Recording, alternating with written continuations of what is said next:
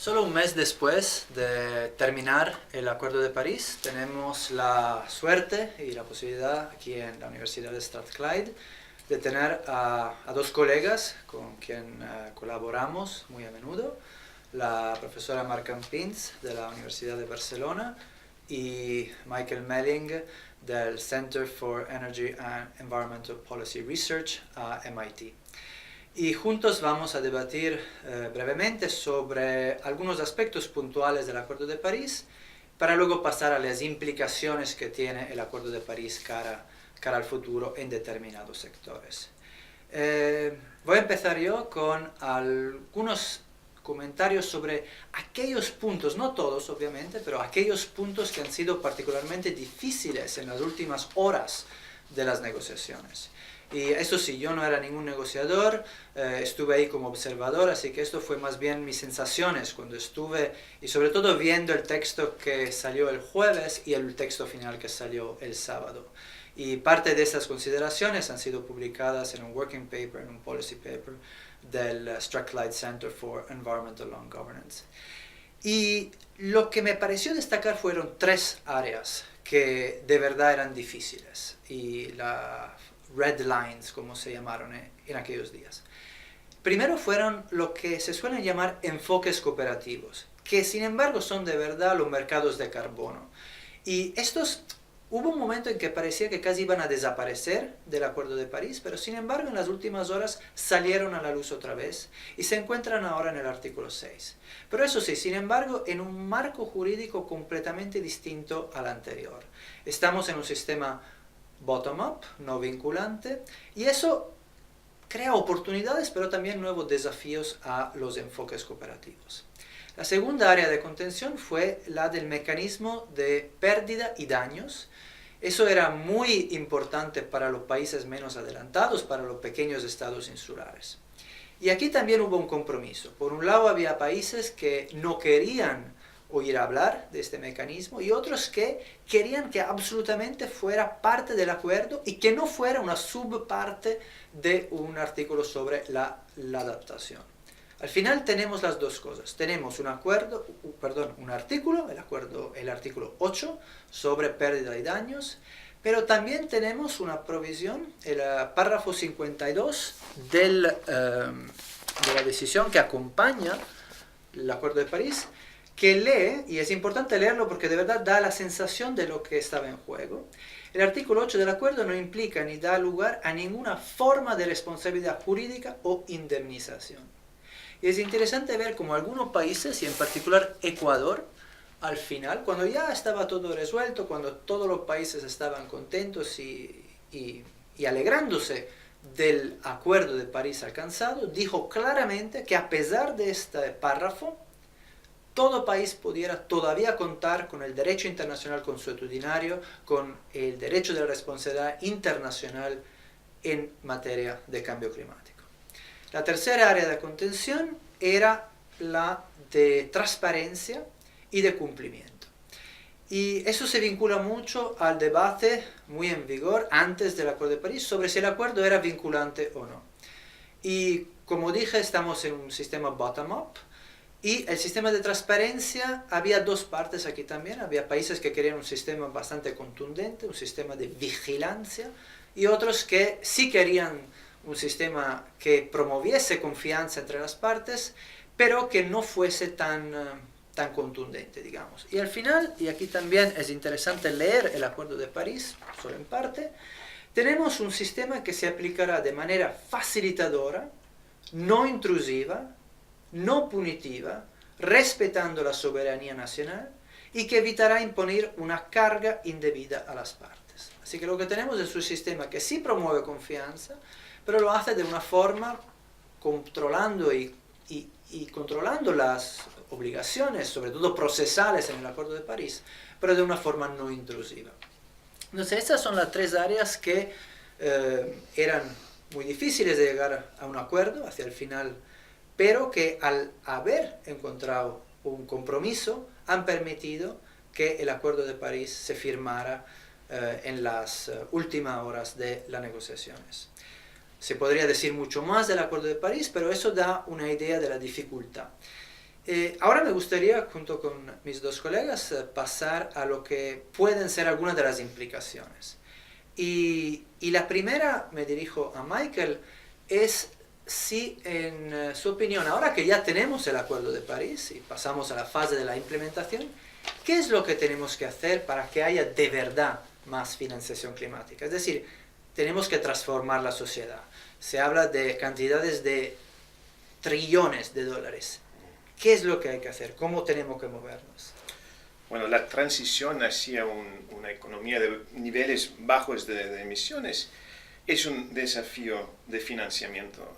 Y especialmente lo que tenemos que hacer es impulsar al sector privado de invertir en las tecnologías limpias, en las energías renovables, porque los gobiernos de este mundo, de este planeta, no tienen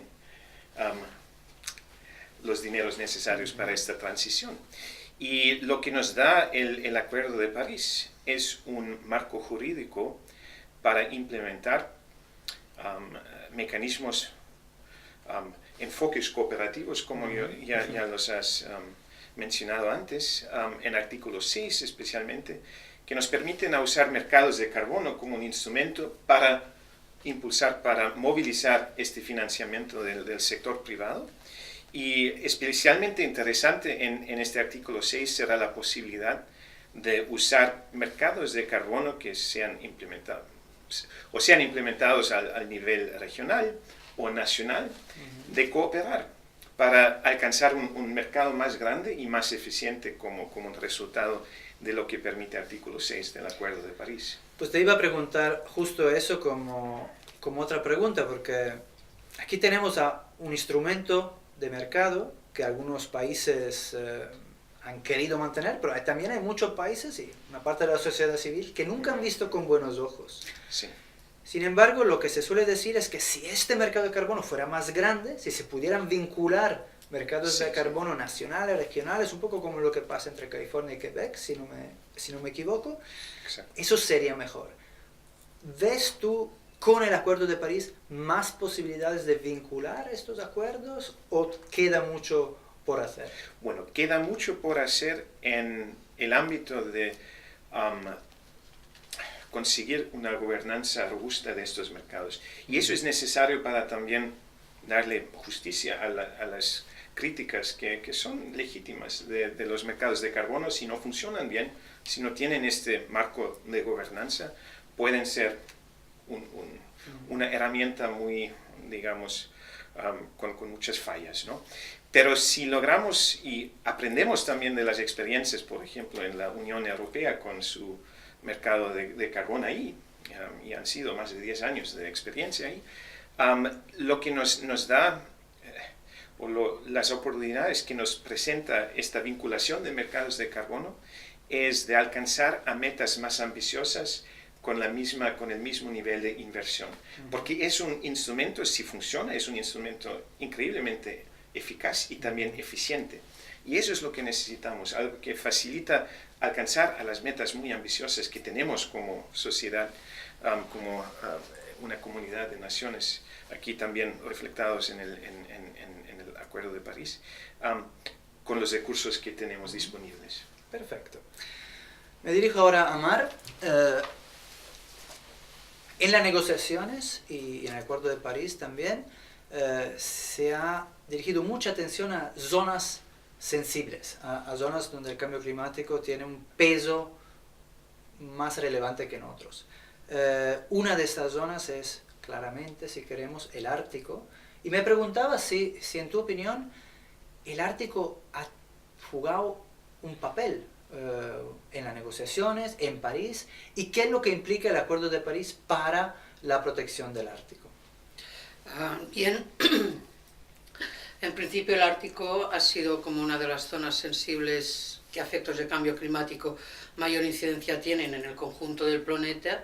Ha sido una de las zonas en las que desde el panel intergubernamental para el cambio climático y sobre todo desde, digamos, lo que sería la academia, más importancia se le ha otorgado, pero en cambio esta importancia no ha sido la misma que se le ha dado a lo largo de las negociaciones. Es decir, de alguna manera la importancia que tiene el Ártico a efectos de cambio climático no se refleja en el conjunto de las negociaciones que han habido.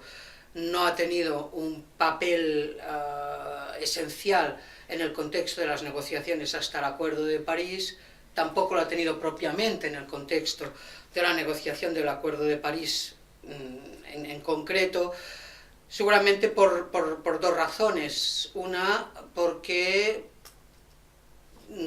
por parte de los estados ribereños del Océano Ártico y principalmente por las reclamaciones territoriales que actualmente hay y las posibilidades de explotación de recursos que se están generando, nadie tiene interés en someter la región del Ártico a la cooperación internacional.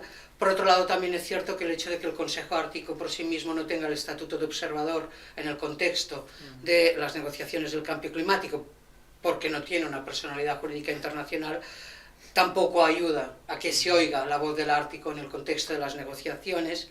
Un último elemento que cabría añadir es el hecho de que otros actores árticos, como pueden ser los pueblos indígenas, tradicionalmente tampoco han tenido una relevancia, digamos, a la par que la que puedan tener las delegaciones nacionales de los estados árticos. Todo esto que supone, todo eso supone que, en definitiva, el Ártico no está presente propiamente en las negociaciones. A efectos más sustantivos, el objetivo mismo del Acuerdo de París de limitar el aumento de la temperatura a 2 grados centígrados, a efectos del Ártico tiene una relevancia relativamente simbólica, porque el problema del Ártico y el problema de la pérdida de masa de hielo ártico y las consecuencias que esto conlleva, tanto para las poblaciones árticas como para la biodiversidad ártica, no se originan con las emisiones actuales, sino que el problema es también cómo se gestiona el peso del pasado, cómo se gestionan las consecuencias que se producen y que se manifiestan ahora respecto a las emisiones de los últimos 50 años. Y en este contexto esto nos lleva a tratar más de un problema de mitigación a un problema de adaptación de la situación de la región ártica a los efectos del cambio climático. Y ahí el enfoque que aporta el convenio, el Acuerdo de París, en el fondo tampoco nos resuelve las mayores cuestiones, porque las cuestiones de adaptación, aun cuando ahora en el Acuerdo de París tienen una mayor relevancia, pero se siguen vinculando sobre todo a países en vías de desarrollo, lo cual no es el caso de la región ártica, con lo cual la región ártica principalmente concierne a territorios que son parte de países desarrollados, por tanto los temas de adaptación se enfocan desde una perspectiva mucho más nacional, políticas nacionales, políticas domésticas, que no están actualmente siendo sí que son prioritarias de algunos estados, como puedan ser pues, Estados Unidos, Canadá, Rusia, son países que a efectos de cambio climático también han tenido una posición bastante ambivalente. Caso de Canadá con la retirada del protocolo de Kioto, no asumiendo el segundo periodo de compromiso, digamos, de reducciones. El caso de la Federación Rusa como parte en el protocolo, pero no asumiendo el segundo periodo de compromiso, o el caso, por ejemplo, de Estados Unidos, que nunca ha formado parte del protocolo y que tampoco asume el segundo periodo de compromisos. Por tanto, la situación es de expectativa, ¿no? De expectativa a lo que pueda resultar en la implementación práctica, probablemente, del Acuerdo de París. Perfecto. Voy a terminar aprovechando que está con nosotros Michael, que está basado en Estados Unidos, porque sí, se ha firmado el Acuerdo de París, pero ahora tiene que entrar en vigor. Y para que entre en vigor, estados importantes tienen que ratificarlo. Y obviamente aquí la gran pregunta es si Estados Unidos va a ratificar y cuándo el Acuerdo de París. Obviamente no tienes una bola de cristal, pero al estar basado en Estados Unidos igual tienes unas sensaciones distintas a las que podamos tener aquí en el viejo continente. Sí, sí, claro. Bueno, tú estabas en París cuando había esta discusión sobre el shall versus el should en el texto, ¿no? Y eso indica, creo, es una indicación o refleja que aquí las preguntas están en el detalle del texto verdaderamente.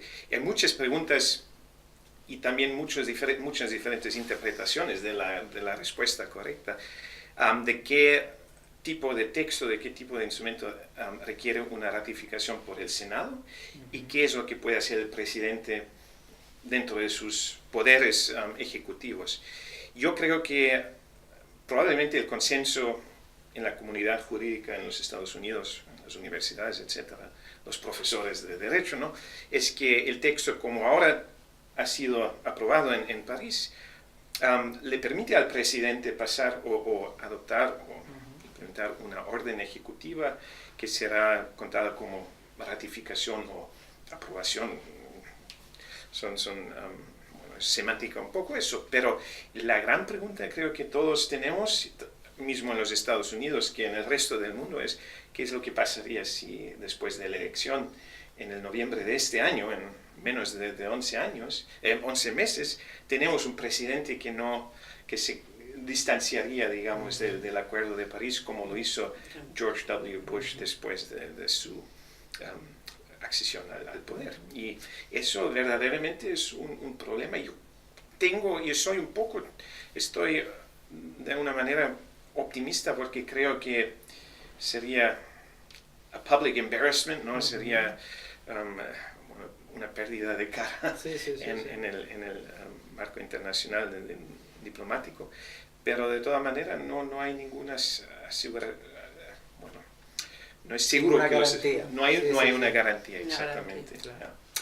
Muy bien, pues con eso terminamos y muchísimas gracias tanto a Mark como a Michael y veremos lo que va a pasar en los siguientes meses. Exacto.